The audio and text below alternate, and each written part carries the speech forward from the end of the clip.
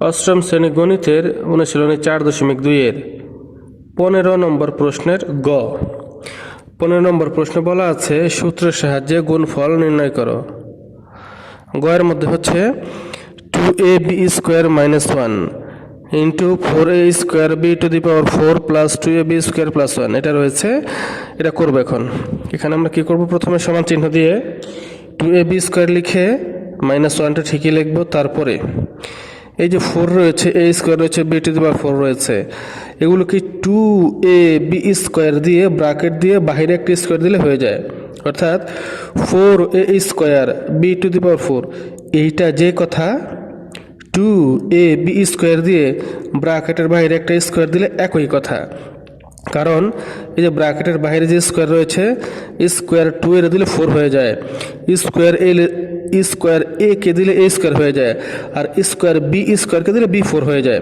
তার মানে 4a square B 4, এই যে এইটা যে কথা 2ab স্কোয়ার ব্র্যাকেট দিয়ে আবার একটা স্কোয়ার দিলে একই মান, এটার কোনো পরিবর্তন নাই, একই বোঝায়। তারপর 2ab স্কোয়ার, এখানে 2ab স্কোয়ার লিখে ডট দিয়ে একটা অতিরিক্ত 1 দিলাম। এই অতিরিক্ত যে 1 দিলাম এতে এটার মানের কোনো পরিবর্তন হবে না। 2ab স্কোয়ারের সাথে 1 গুণ দিলে 2ab স্কোয়ারই হয়। এখানে আমরা অতিরিক্ত একটি 1 দিলাম ডট দিয়ে, এতে কোনো সমস্যা নেই।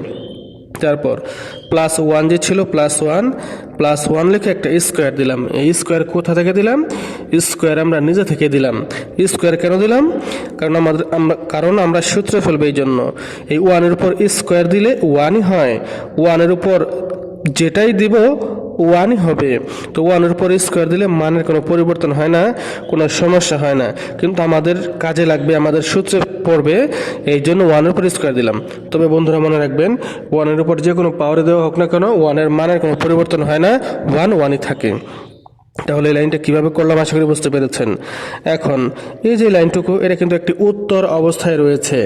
আমরা একটি সূত্র জানি, a cube minus b cube সমান a minus b into a square plus ab plus b square.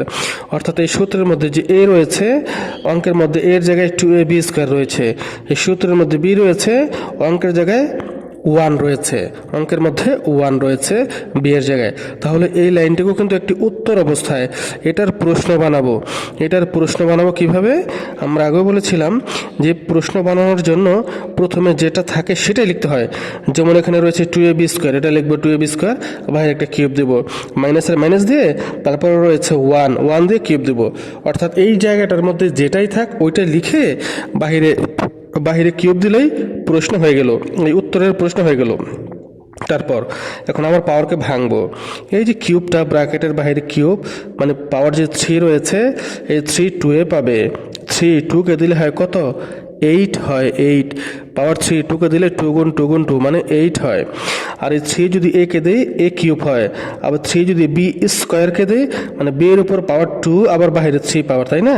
তো পাওয়ার গুণ হয়, 3 গুণে 6, b টু দি পাওয়ার 6 হবে।